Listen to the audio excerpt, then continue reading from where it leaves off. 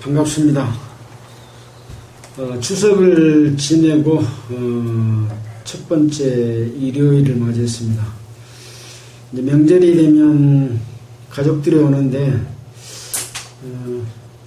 이번에도 코로나로 인한 어려운 상황이지만 많은 분들이 고향을 찾는 그런 일 때문에 지금 코로나가 확산돼서 거의 3,000명에 육박하는 그런 어려운 시기를 겪고 있습니다. 아무튼 이런 질병들도 인간들이 하나님을 모르고 자연 환경을 파괴하고 여러 가지 잘못된 삶을 삶으로 인한 결과라고 보아졌을 때, 이럴 때일수록 우리는 하나님의 말씀을 배우고 그 말씀에 따라서 살아가는 저희들이 되었을 때 이런 질병으로 위험에부터도 또한 우리가 피할 수 있는 길을 주시리라고 생각됩니다. 자, 오늘은 계속해서 신명기, 오늘은 5장을 할 차례입니다. 지난주에도 말씀을 드렸지만 이 신명기는 모세가 가나안 땅에 들어가기 직전인 모압에서 이스라엘 백성에게 가나안 땅에 들어가서 지켜야 할 규례 법도에 대해서 말씀한 내용이 기록되었다고 했습니다. 이러한 내용들은 여러 군데에서 나타납니다. 가나안 땅에 들어가서 또 그 땅에서 이런 내용들이 신명기 4장 14절, 4장 5절, 22절, 25절, 26절 이렇게 여러 군데서 가나안 땅에 들어가서 지켜라 라고 하는 내용이 기록되어 있습니다. 그리하면 지키면 너와 내 후손이 복을 받아서 하나님 여호와께 주시는 땅에서 오래 살 수 있다. 또 많은 자손을 번성하며 살 수 있다라고 기록을 하고 있습니다. 그래서 하나님의 계명을 지켰을 때 하나님께서는 늘 함께 하신다라는 내용을 배웠습니다. 또 이 말씀을 하면서 그동안 이스라엘 백성들을 인도해 오셨던 하나님에 대해서 말씀을 합니다. 하나님께서 아브라함과 이삭과 야곱을 통해서 언약하시고 또 행하신 능력에 대해서 기록을 하고 있습니다. 그래서 출애굽하고 광야 생활 그리고 모압 평지까지 이르기까지 몇 년 걸렸다 그랬습니까? 40년 동안에 있었던 일들에 대해서 이스라엘 백성들이 하나님 앞에서 행하신 내용을 점검하고 하나님의 인도하심이 이렇다는 걸 다시 한번 상기시키고 그것을 통해서 교훈받고자 하는 내용을 모세가 말씀한 거죠. 어떻게 보면 이제 모세는 가나안 땅에 들어가지 못하고 이 모압에서 죽게 됩니다. 그래서 모세가 이스라엘 백성들에게 하나님의 그 능력을 받은 인도자로서 마지막 유언과 같은 간절한 마음으로 이 신명기에서 말하고 있다고 볼 수 있는 거죠. 그래서 그 내용은 하나님의 뜻을 되새기고 또 여러 가지 사건들을 통해서 하나님이 이스라엘 백성이 행했던 내용들에 대해서 기록을 하고 있죠. 두령을 세웠고 또 정탐꾼을 보내서 그 보고로 인해서 이루어졌던 어떤 잘못된 일들, 또 하나님의 언약은 한번 약속하면 반드시 이루신다 라고 하는 내용을 여러 가지 예를 통해서 설명을 했죠. 그래서 이스라엘 백성을 가나안 땅에 들어가게 하신다는 약속을 하셨기 때문에 약속을 믿고 나아가면 되는데 이스라엘 백성은 그걸 믿지 못했거든요. 그러니까 하나님께서는 롯에 대해서 약속해 준 땅에서 지금까지 살도록 그렇게 했다. 그 다음에 또 에서의 족속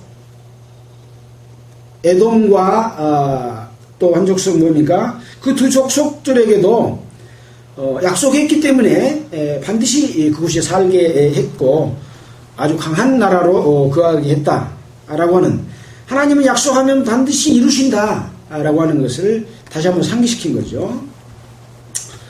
또 한 가지 사건은 이렇게 하나님의 능력을 많이 행했던 모세지만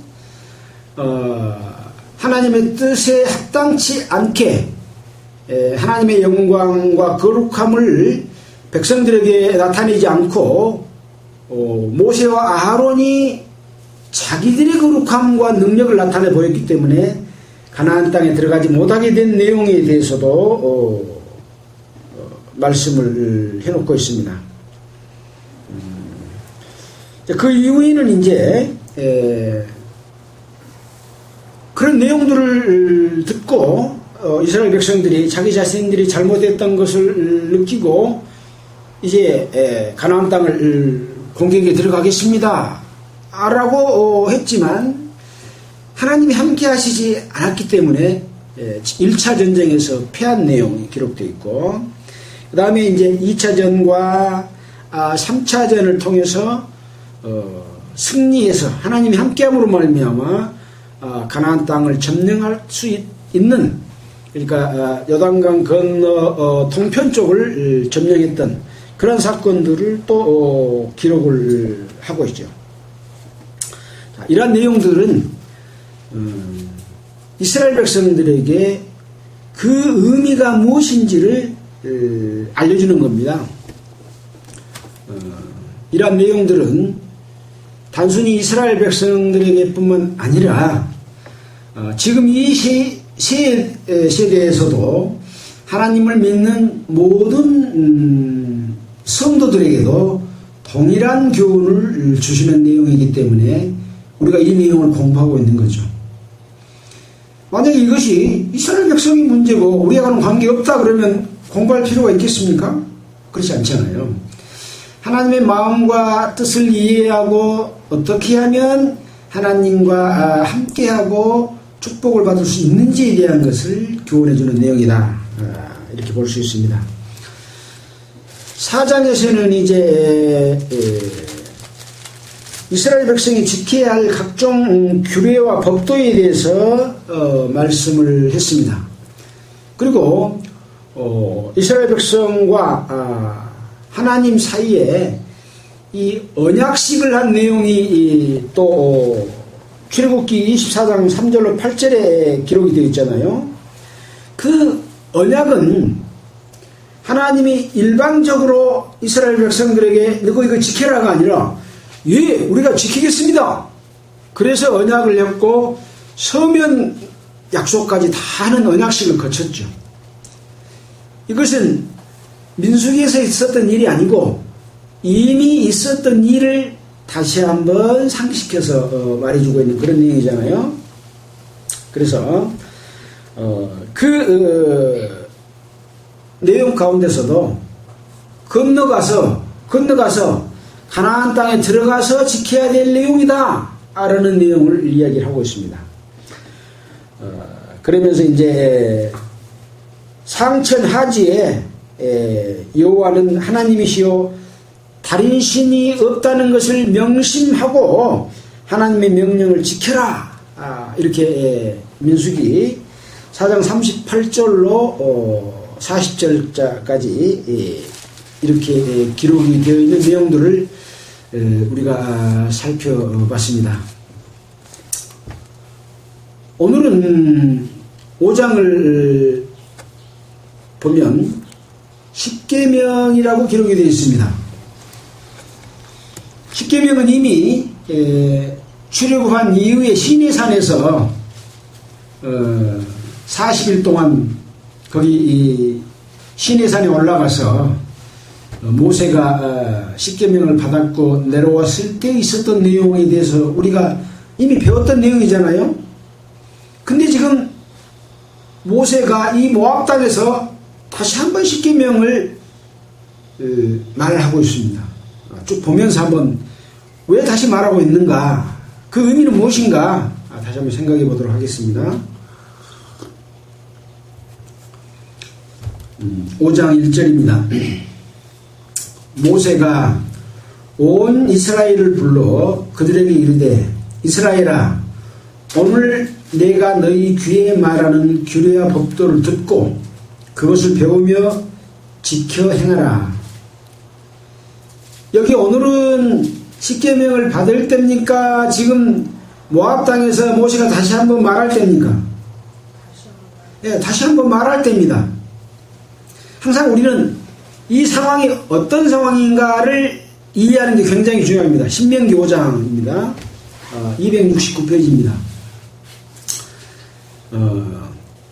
그러면서 이제 말을 합니다. 우리 하나님 여호와께서 호렙산에서 우리와 언약을 세우셨나니 이 언약은 여호와께서 우리 열조와 세우신 것이 아니오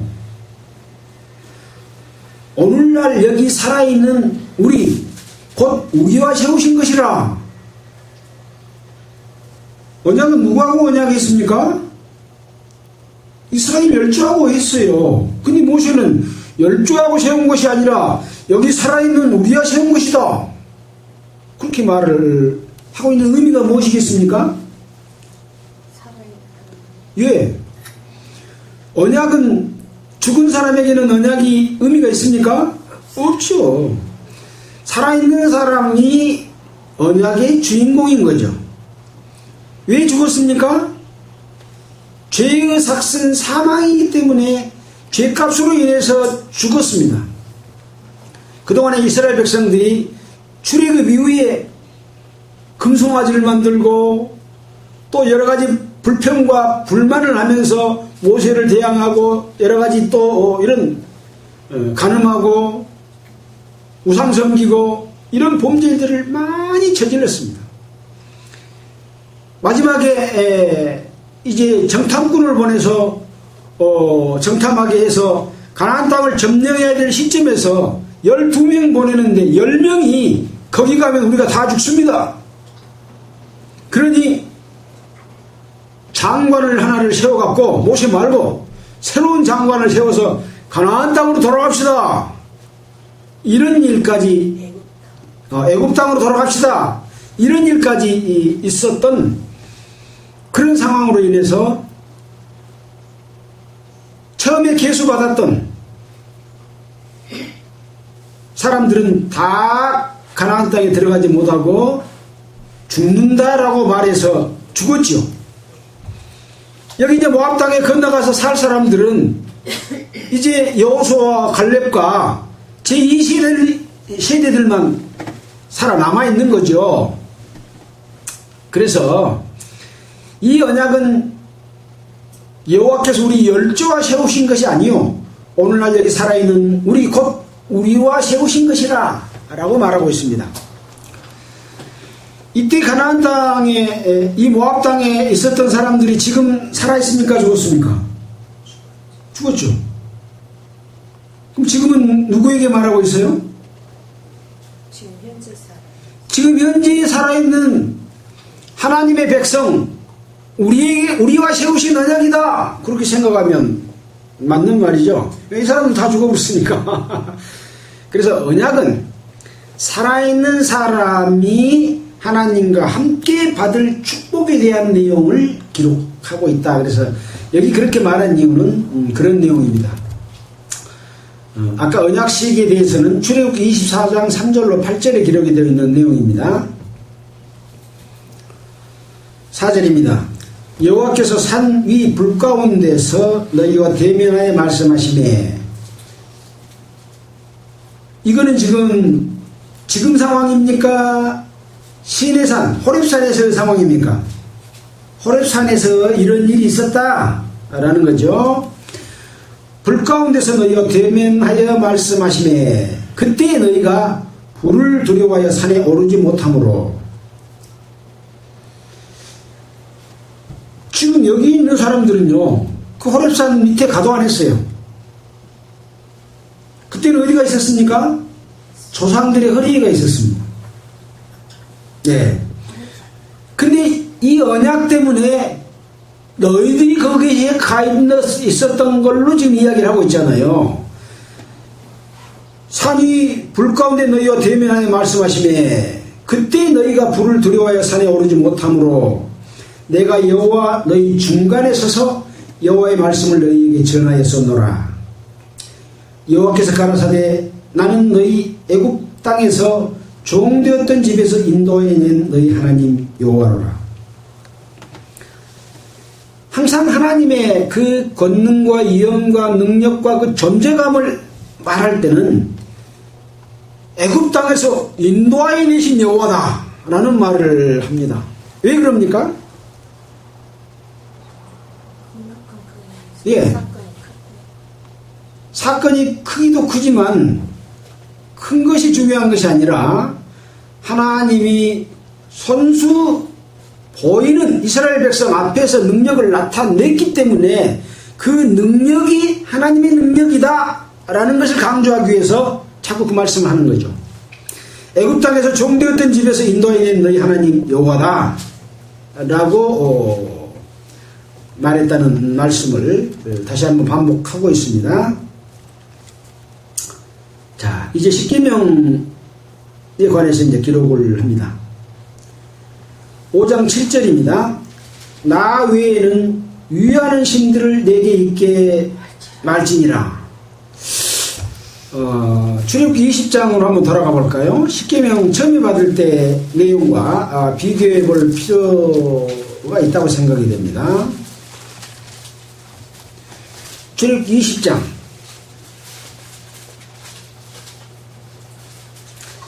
하나님이 이 모든 말씀으로 일러 가라사대 나는 너를 애굽 땅 종되었던 집에서 인도하여 낸 너희 하나님 여호와로라. 맞지요? 자, 그 다음에 너는 나 외에는 다른 신들을 너에게 있게 말지니라. 그 여기는 뭐라고 그랬습니까? 나 외에는 위하는 신들을 내게 있게 말지니라. 이렇게 말해서 이때 십계명 말했던 내용하고 모세가 이 모압 땅에서 했던 말하고는 표현이 좀 다릅니다. 근데 내용은 같습니까? 내용은 같죠? 근데 표현만 좀 달라졌죠? 자, 2절입니다. 너는 신명기 5장 2절입니다. 너는 자기를 위하여 새긴 우상을 만들지 말고. 자, 그러면 그 항목에 대해서 출애굽기 20장 4절을 한번 보겠습니다.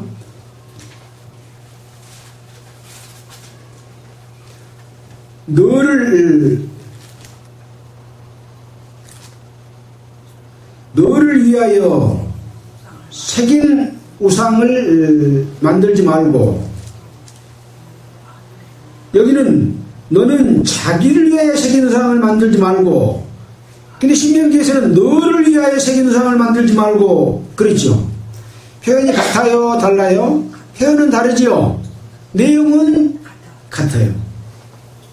왜 제가 자꾸 이 말씀을 드린지 이따 설명드리겠습니다. 자, 그때 내용들, 밑에 내용들은 같습니다.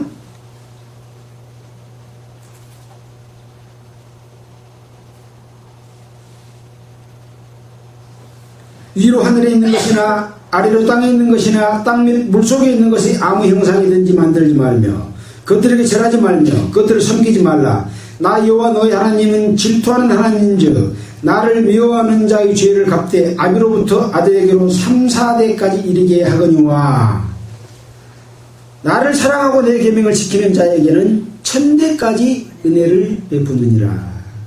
이렇게 기록이 되어 있는데 출애굽기 20장에도 똑같이 기록이 되어 있습니다.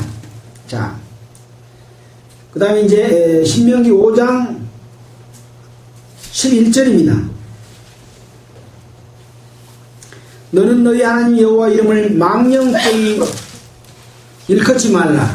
나 여호와는 나의 이름을 망령되이 일컫는 자를 죄 없는 줄로 인정치 아니하리라. 근데 신명기에는 죄 없는 줄로 인정치 아니하리라 그렇게 안 되어 있고 죄 없다 하지 아니하리라 그렇게 되어 있습니다. 조금 다릅니다. 표현만 달라요. 내용은 같은 말이죠. 죄 없다 하지 않는 것이나 죄 없는 줄로 인정하지 않는다는 것이나 내용은 같습니다. 자, 12절에 여호와 너희 하나님이 너에게 명한 대로 안식일을 지켜 거룩하게 하라. 자, 안식일에 관한 규정 출애굽기서 한번 볼까요? 20장 8절입니다. 안식일을 기억하여 거룩히 지키라 라고만 되어 있죠. 앞에. 근데 여기서는 여호와 너희 하나님이 너에게 명한 대로 가 하나 앞에가 더 붙여져 있어요. 어떻습니까? 내용이 더 강조됐습니까? 약화됐습니까? 더 강조됐죠. 누가 명했냐? 여호와 하나님의 명한 대로 안식일을 기억하여 거룩히 지키라. 그러니까 이걸로 본다면 그때 시내산에서 호렙산에서 십계명을 줄 때 여호와 너희 하나님이 너에게 명한 대로 지금 안식일을 지켜 거룩하게 하라라는 의미로 해석해 볼 수도 있겠죠. 엿새 동안 힘써 내 모든 일을 행할 것이나 제7일은 여호와 안식일인즉 너나 네 아들이나 내 딸이나 내 남종 내 여종이나 내 소나 내 낙이나 내 모든 육축이나 내 문안에 유하는 객이라도 아무 일도 하지 말고 내 남종이나 내 여종으로 너같이 안식하게 할지니라 그랬는데 출애굽기에서는 너같이라는 말이 없습니다. 안식하게 할지니라는 말은 뭘로 되어 있냐면 아무 일도 하지 말라 그렇게 되어 있습니다. 마찬가지로 여기서도 없는 내용을 너같이라고 너희들이 지금 지키지 못한 부분을 강조하면서 말해주고 있고 아무 일도 하지 말라를 안식하게 할지니라 라로 바꿔서 이렇게 말씀을 했습니다. 15절은 너는 기억하라. 내가 애굽 땅에서 종되었더니 너희 하나님 여호와가 강한 손과 편팔로 너를 거기서 인도하여 냈나니 그러므로 너희 하나님 여호와가 너에 명하여 안식일을 지키라 했느니라. 자, 이 내용에 대해서 출애굽기 20장 11절을 한번 볼까요? 이는 엿새 동안에 나 여호와가 하늘과 땅과 바다와 그 가운데 모든 것을 만들고 제7일에 쉬었음이라. 그러므로 나 여호와가 안식일을 복되게 하여 그날을 거룩하게 하였느니라 라고 기록이 되어 있어서 이 민수기 5장 15절은 다른 내용을 여기다 집어넣었습니다. 출애굽기서에서는 창조에 대한 것을 말씀하면서 그날을 거룩하게 했다라고 말했고 신명기에서는 애굽 땅에서 종되었던 너희를 하나님 여호와가 강한 손과 편팔로 너희를 인도하여 내었나니 그러므로 너희 하나님 여호와가 너를 명하여 안식일을 지키라 했다. 창조가 끝난 것하고 애굽 땅에서 끄집어낸 것을 동일시하는 의미로 기록을 했죠. 이스라엘 백성들이 이제 애굽에서 나왔으면 어쩌라고요? 안식하라라고 하는 의미를 모세는 여기서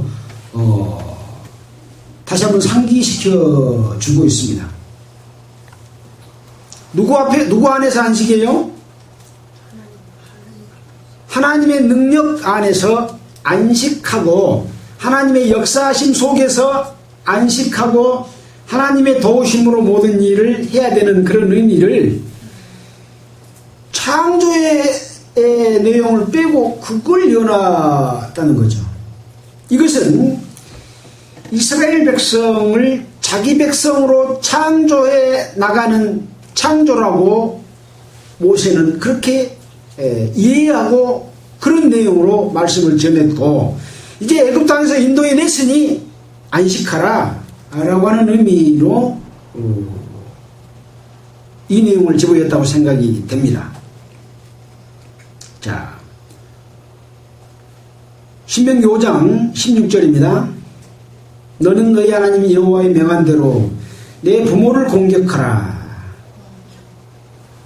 그리하면 너희 하나님 여호와가 내게 준 땅에서 내가 생명이 길고 복을 누리리라. 자, 여기서도 내 생명이 길리라 그렇게만 출애굽기는 되어 있습니다. 길리라 그랬는데 길고 복을 누리리라 라고 모세가 더 부가해서 설명을 하고 있습니다. 17절 살인하지 말지니라. 18절 간음하지 말지니라. 19절 도적질하지도 말지니라. 간음하지 뭐라 그랬어요? 도 말지니라. 한번 볼까요? 신명기 20장 14절입니다. 출애굽기 20장 14절입니다. 뭐라고 되어 있습니까? 간음하지 말지니라 그랬죠. 근데 신명기에서는 뭐라고요? 간음하지도 말지니라. 이것도 하지 말고 이것도 하지 말지니라. 살인도 하고 간음도 했다. 뭐 그런 의미로 해서 그거 하지 마라. 그렇게 표현이 되어 있습니다. 그러면 도적질 하지도 말지니라. 출애굽기에는 도적질 하지 말지니라 그랬는데 신명기에서는 도둑질 하지도 말지니라. 20절도 마찬가지입니다. 내 이웃에 대하여 거짓 증거하지도 말지니라. 연속되게 하나하나가 아니라 이것도 하지 말고 이것도 하지 말고 이것도 하지 말고 이것도 하지 마라. 그러니까 한 가지 한 가지 것을 연결해서 이렇게 설명을 해주고 있습니다. 이것도 역시 강조의 의미가 있다고 볼 수 있겠죠. 자, 21절입니다. 내 이웃의 아내를 탐내지도 말지니라. 여기도 도적 하나 더 들어갔습니다. 내 이웃의 집이나 그의 밭이나 그의 남종이나 그의 여종이나 그의 소나 그의 낙이나 무릇 내 이웃의 소유를 탐내지도 말지니라. 도자 또 하나 또 들어갔죠. 근데 여기 없는 것이 하나 들어갔어요. 그의 밭이나는 출애굽기 없습니다. 근데 그의 밭이나 그의 남종이나 이렇게 하나를 밭을 더 집어였습니다.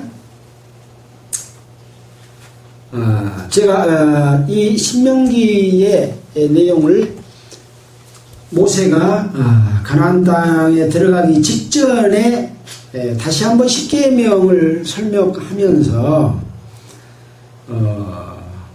어떤 내용에 대해서 하나님이 말씀하신 내용을 또 좀 더 강조하고 또 더 부가해서 이렇게 설명을 하고 있습니다. 신명기 4장 2절 한번 볼까요? 우리가 지난주에 배웠던 내용이죠. 4장 2절에 뭐라고 되어 있습니까?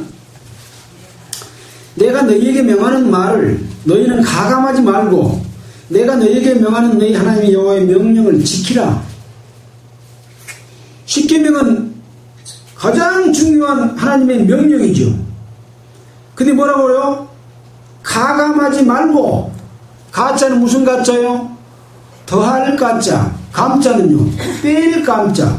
더하거나 빼지 말고 그대로 지켜라 라고 말했는데 모세가 오늘 말한 것은 가감을 했어요, 안 했어요?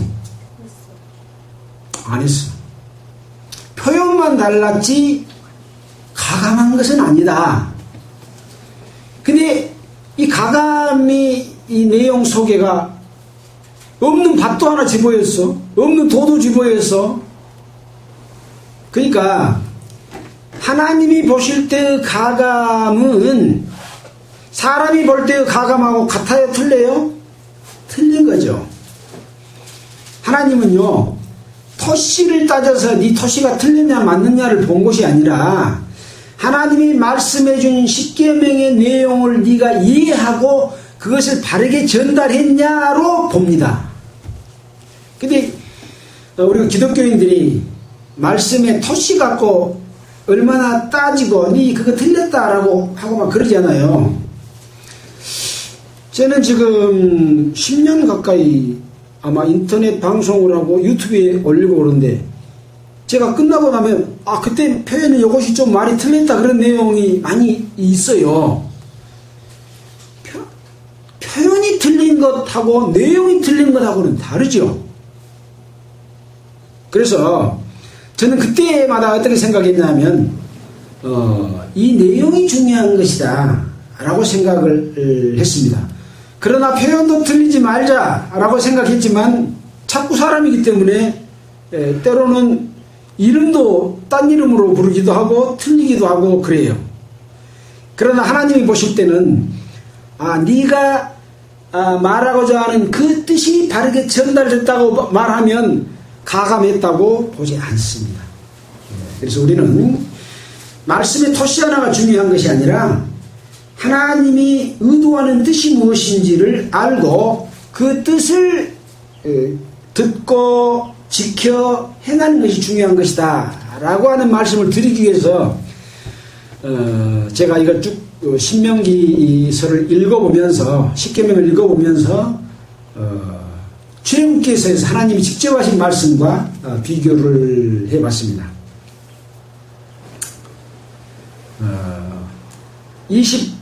22절에는 여호와 음성 듣기를 두려워하다. 이건 출애굽기 20장 18절로 21절에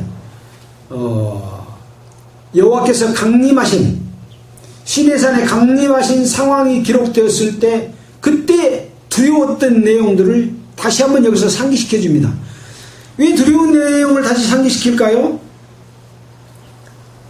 하나님의 능력, 권위, 영광 이것을 다시 한번 일깨워주기 위해서 그렇습니다. 우리가 하루 종일 삶을 살 때 하나님의 권능과 위엄이 내 옆에 있다고 생각하면 나쁜 마음이나 나쁜 생각이나 나쁜 행동 할 수 있을까요? 못하겠죠. 하나님이 내 옆에 함께 지금 위엄과 능력이 나타나 있는데 마찬가지죠. 직장 생활하는 데 있어서도 자기 상사인 군수가 자기 일하는 데 와서 일하고 보고 있으면 요거 부정하고 부패할 수 있을까요? 못하겠죠.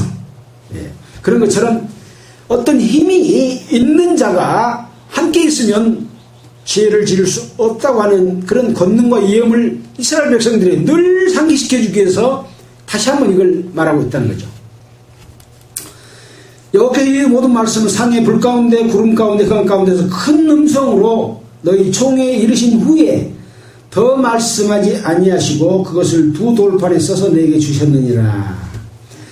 산이 불에 타며 캄캄한 가운데서 나오는 그 소리를 너희가 듣고 너희 지파의 두려움과 장로들이 내게 나와 말을 하되 우리 하나님 여호와께서 그 영광과 위엄을 우리에게 보이심에 불 가운데서 나오는 음성을 우리가 들었고 하나님이 사람과 말씀하시되 그 사람이 생존하는 것을 오늘날 우리가 보았나이다.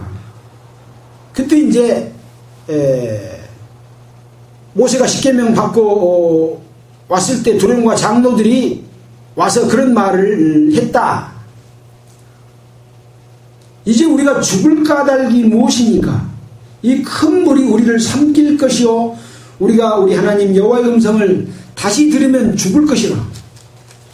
얼마나 두려웠으면 이제 그것이 지나갔는데도 또 들으면 죽을 것 같다 라고 하는 그런 말을 했습니다. 무릇 육신을 가진 자가 우리처럼 사실은 하나님의 음성이 불 가운데서 바람을 듣고 생존한 자가 누구이까? 생존한 자가 누굽니까? 이스라엘 백성들 음성을 듣고 살았잖아요. 그런 엄청난 권능과 위엄과 능력의 말씀, 번개가 꽝 치면 내가 죽을 것 같았지만 그 속에서도 생존함을 듣고 바람을 듣고 생존한 자가 누굽니까? 자기들이 그 음성을 듣고도 살았거든요. 근데 모세는 어쨌어요? 더 가까이 가서 들었지만 모세도 살았잖아요. 당신은 가까이 나아가서 우리 하나님 여호와 하시는 말씀을 다 듣고 우리 하나님 여호와 당신에게 이르시는 것을 다 우리에게 전하소서. 우리가 듣고 행하겠나이다 하였느니라. 그때 당시 상황을 다시 한번 이렇게 상기해 주고 있습니다. 28절입니다. 여호와께서 너희가 내게 말할 때에 너희의 말하는 소리를 들은지라. 여호와께서 내게 이르시되 이 백성이 너에게 말하는 그 말소리를 내가 들은즉 그 말이 옳도다. 다만 그들이 항상 이 같은 마음을 품어 나를 경외하며 나의 모든 명령을 지켜서 그들과 그 자손이 영원히 복받기를 원하노라.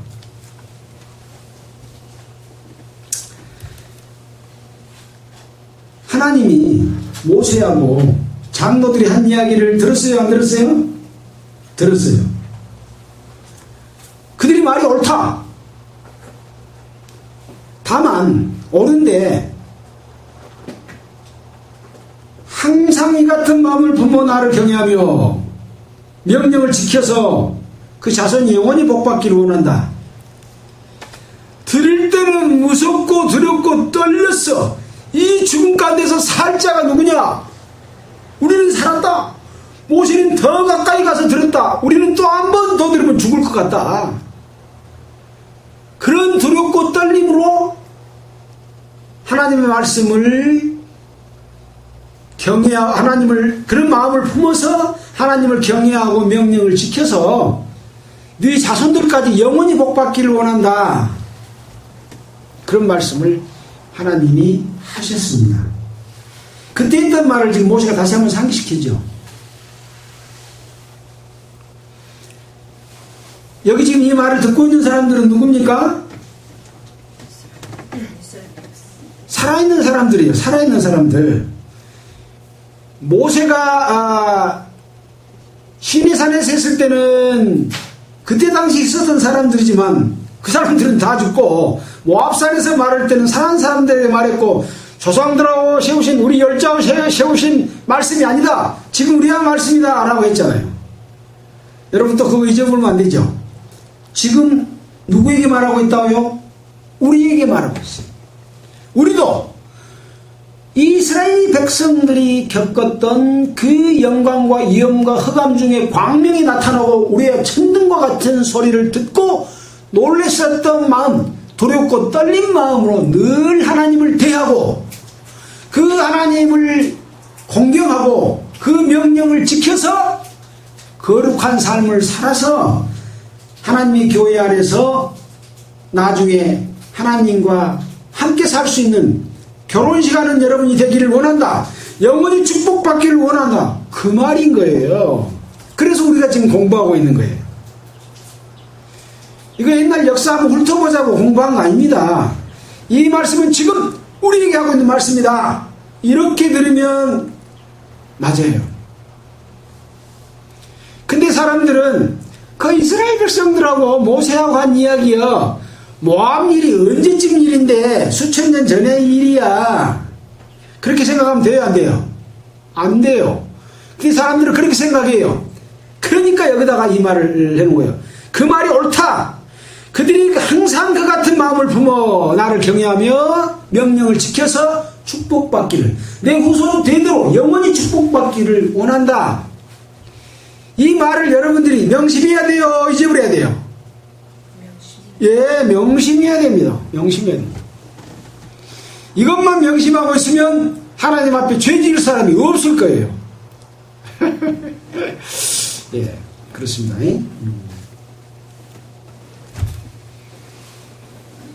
그러니까 십계명을 주신 목적이 뭡니까?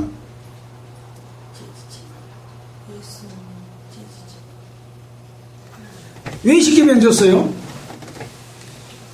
십계명을 주기 전에는 하나님이 어떤 것이 죄다 하고 말씀 안 해줬지만 죄 지었어요, 안 지었어요? 죄 지었어요. 세상에서 이제 문명이 발달하면 범죄가 여러 가지 많이 발생하잖아요. 더 고등적인 범죄, 인터넷 시대의 범죄는 옛날에는 없었던 범죄잖아요. 새로운 법이 자꾸 만들어져요. 근데 그 법이 만들어지기 전에 죄를 지었어요. 그러니까 법을 만들어서 앞으로는 못 지게, 그런 죄 지면 처벌한다, 그래서 주는 거잖아요. 십계명도 마찬가지예요. 이스라엘 백성들이 출애굽해서 하나님의 능력을 보고 오늘과 같은 그런 이 같은 마음을 품어서 하나님을 경외했으면 금송아지 만들었을까요? 안 만들었을까요? 안 만들었겠죠? 네, 안 만들었고요. 간음했을까요? 안 했을까요? 우상숭배했을까요? 안 했을까요? 남을 미워하고 또 때리고 살인하고 이런 일을 했을까요? 안 했을까요? 안 했겠죠. 하나님이 그렇게 큰 능력으로 홍해를 갈라져서 나오게 한 것을 보고 직접 체험해서 자기가 살아났는데 그거 잊어버리고 모세가 안 보이니까 우리를 인도할 신을 만들라 해가지고 금 귀걸이 목걸이 싹 걷어가지고 금 만들어 놓고 송아지 만들어 놓고 이것이 우리를 인도한 신이다 그러고 거기다가 절했다니까. 이게 우상 섬기는 거예요. 하나님이 뭘 제일 싫어해요? 우상 섬기는 거. 왜 우상 섬기는 거 싫어해요? 하나님의 능력이 보이지 않기 때문에, 그 능력을 잊어버리기 때문에, 보이는 것은 늘 있어요, 없어요? 늘 있거든. 하나님의 능력이 늘 보여요, 안 보여요? 안 보여요. 그러나 마음에 새겨놓으면 항상 마음속에서 우르릉 쾅쾅 쾅쾅쾅 우리 양심의 이 소리처럼, 양심 소리가 크면 죄 지어요, 못 지어요? 못 지죠. 그러라 그 말입니다. 그래서 십계명은 다른 이 법들은 죄가 죄인 것을 알도록 하고, 그러면 그 십계명을 사람들이 다 지킬 수 있어요, 없어요? 못 지키지요. 못 지켜. 못 지켜서 십계명을 주고 죄가 죄인 것을 알고 뭘로 지은 죄를 없이함을 받아요? 제사법. 레위기에 있는 제사법으로 속죄제와 속건제를 드려서 죄 용서함을 받고, 그 다음에 뭘 드려요? 화목제를 드리고 서원제를 드려서 하나님 아버지 감사합니다. 내가 잘못 살았는데 용서해 주셔서 감사합니다. 앞으로는 그렇게 살지 않겠습니다 하는 게 서원제예요. 그리고 감사하는 예물을 드리면서 늘 하나님과 함께 가야 된다라고 하는 것을 가르쳐 준 것이 레위기에 있는 제사법이다니까요. 그래서 십계명은 너가 이거 지켜서 죄 안 지을 수 있다고 해서 준 것이 아니라고 해요. 십계명은 뭐예요? 죄를 비춰주는 거울입니다. 여러분 거울을 매일 아마 볼 거예요. 큰 거울도 있고 작은 거울도 있고 손거울도 있는데 매일 보고 얼굴에 뭐 묻은 거 보이죠? 거울로 닦아요? 네, 거울로 닦은 것이 아니라 손수건에 갖다가 물을 묻혀가지고 아니면 그 잘 닦일 수 있는 세제를 묻혀서 닦죠. 이 세제가 닦는 것은 제사법이고 보는 것은 거울은 십계명인 거예요. 그래서 이 제사법과 이 율법들은 새 계명이 오기 전까지 맡겨두신 것이다 라고 신약성경에서 설명을 하고 있잖아요. 그 새 계명은 뭡니까?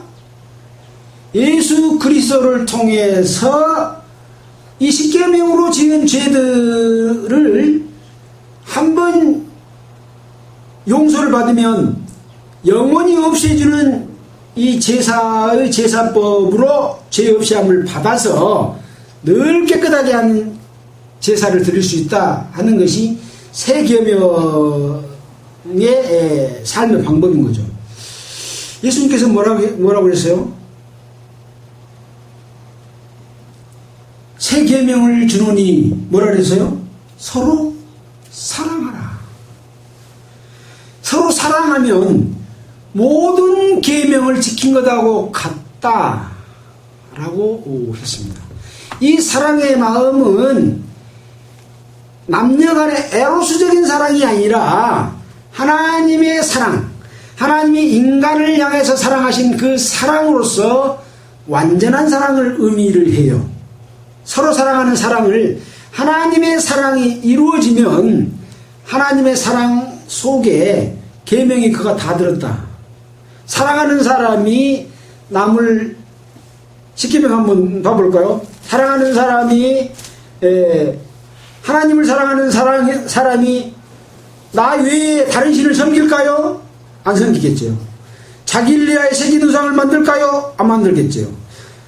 하나님의 이름을 망령대할까요? 안 하겠죠. 또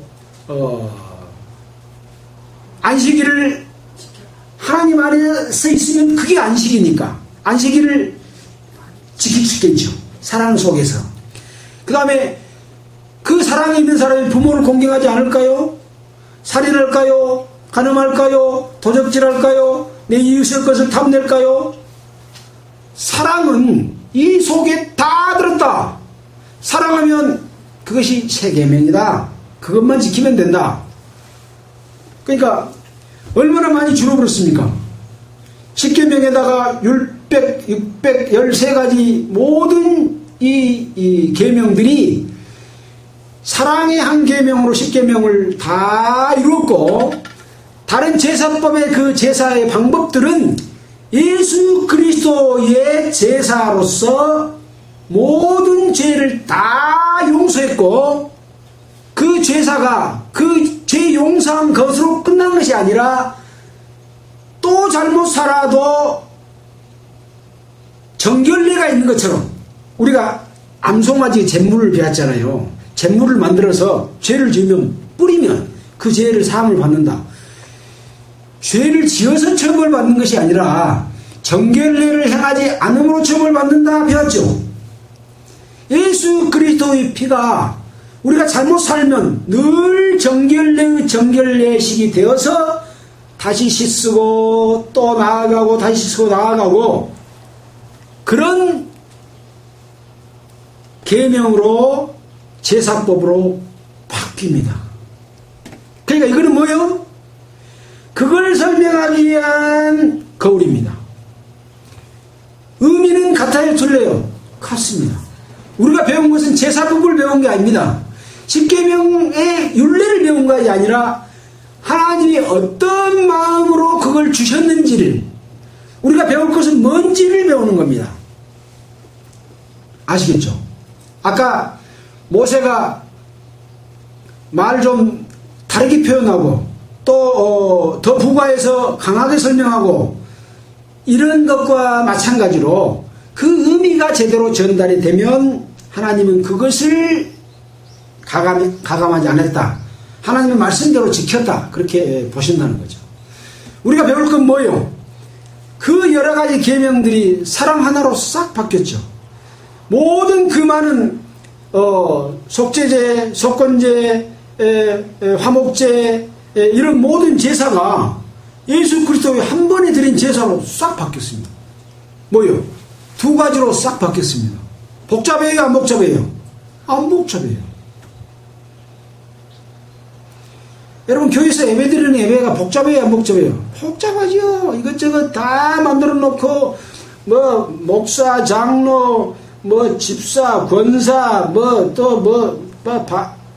또 구역, 만들어 놓고, 엄청 복잡해 하고, 일주일 내내 예배당에 나와서 그거 지키라고 하죠. 이런 각종 윤리와 계명처럼 복잡해요. 근데, 왜 그렇게 해요? 하나님의 능력이 나타나서 일하지 않기 때문에 사람의 방법으로 그런 걸 만드는 거예요. 이게 뭐라고요? 우상. 그게 우상인 거예요. 근데 그걸 섬기고 있어요. 하나님의 능력, 성령의 역사로 딱 하나로 딱 가버리면 그거 하나 필요 없는 거예요. 그 능력에 의지해서 나아가면 되는 거예요. 규례가 필요 없어요. 제도가 필요 없어요. 그래서 하나님의 질서는 모양은 없지만 능력이 있는 질서. 복잡하지 않지만 간단하지만 그것이 이루어지는 제도인 거예요. 그래서 지금의 기독교는 우상을 섬기는 기독교로 바뀌어 있다. 아마 성경 속에서 이 십계명을 주신 목적과 내용을 이해한다면 아마 그런 것 다 해체시키고 하나님의 뜻대로 하나님의 명령과 인도하심에 따라서 가는 교회로 바뀔 겁니다. 조직적으로 세계적으로 가장 훌륭한 데가 어디입니까? 천주교입니다. 가장 조직이 잘 되어 있습니다. 전 세계적인 조직이 되어 있어가지고 이 천주교의 교황은 정치까지 다 관여하면서 어떤 평화의 상징 그러면 딱 로마 교황이 나오잖아요. 가짜 그리스도입니다. 가짜 평화입니다. 세상이 주는 평화고 마귀가 주는 평화입니다. 예수 그리스도께서 주는 평화만이 진정하고 영원한 평화로 이루어질 것이 눈에 보이지 않지만 이루어져 가고 있는 그 속에서 우리가 지금 올바른 그리스도인의 삶을 사는 사람들이 그 속에 포함되어 있는 거죠. 우상 섬기고 옳지 않는 제도 속에서 그 속에 내어 있는 사람들 그 속에 들어갈 거예요? 못 들어가요? 못 들어갑니다. 그래서 교회는 단체입니다. 보이지 않는 진정한 교회도 단체입니다. 그렇잖아요. 우리는 예수 그리스도를 머리로 한 몸된 지체다 그랬잖아요. 지체는 세포가 많아요, 적어요? 많잖아요. 많아요. 예수 그리스도의 지체가 아닌 우상을 섬기는 교회의 윤리와 제도와 각종 종교 종파에서 만들어 놓은 법대로 지킨 그쪽에 속한 사람들은 더 많잖아요. 더 많잖아요. 그래서 참으로 하나님을 올바로 섬기고 믿고 살아가는 사람은 아주 적은 수다 라고 하는 것을 우리는 생각해야 되고, 큰 종파 좋아하지 마세요. 진정한 교회 좋아하시고 사랑하시고 그 속에 여러분들은 거해야 됩니다. 그 말이 뭔 말인지 모르면 죽었다 깨어나도 자기 바르게 살 수가 없습니다. 바르게 살려면 뭘 보고 살아야 돼요?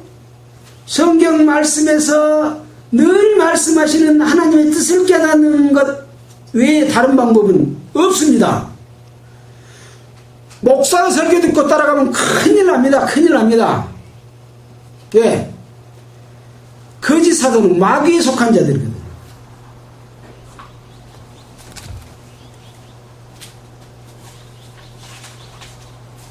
자, 오늘 신명기 5장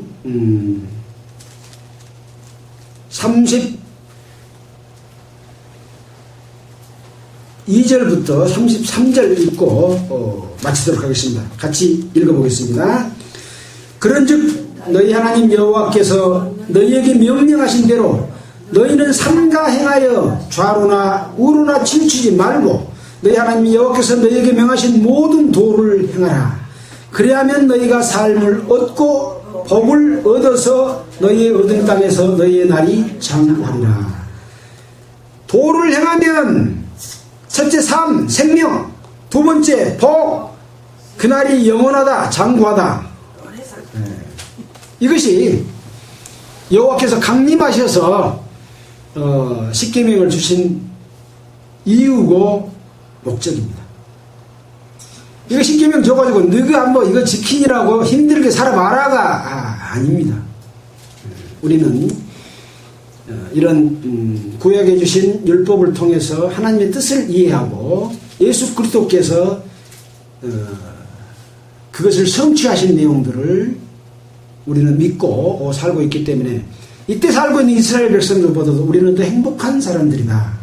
다만 가짜가 너무 말해서 헷갈리고 있는 것이 큰 일이다 라고 하는 것을 우리는 늘 염두에 두고 하나님 앞에 영광스러움에 참여되는 여러분 모두가 되시기를 바라겠습니다. 기도드리겠습니다. 하나님 아버지 감사합니다.